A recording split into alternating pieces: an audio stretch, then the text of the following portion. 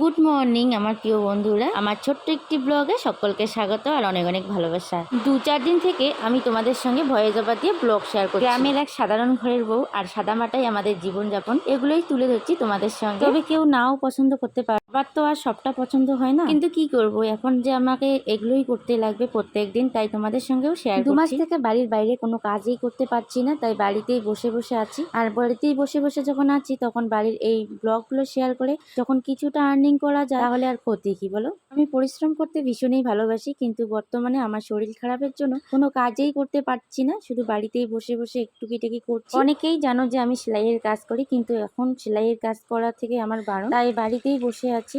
আমরা একটা দোকানও ভাড়া নিয়েছি, তো ভাড়াটা এখনো আছে, কিন্তু দোকানটা বন্ধ রেখেছি কিছু দিনের জন্য। আমাদের সংসারে আমরা দুজন মিলেই কাজ করি, ও রাজমিস্ত্রির কাজ করে আর আমি সেলাইয়ের কাজ করি, কিন্তু বর্তমান যেহেতু আমার কাজ বন্ধ আছে আর ওরও এখন রাজমিস্ত্রির কাজে সেরকম নেই, একদিন হয় 2 দিন নাই, তো ও বাড়িতেও করছে মাঝে মাঝে কাজে। এই ছোট্ট সংসারে মোট সদস্য সংখ্যা হচ্ছে 5 জন। আর বর্তমানে একার উপর চাপ পড়ে গেছে আমার বরে, তো কি আর করবে, এখন যেহেতু পরিস্থিতি পড়েছে তাই একা একা সবকিছু করছে। আর আমি বাড়িতে যা টুকিটাকি পাচ্ছি সেগুলোই আমার রান্না বান্না সবকিছু কমপ্লিট।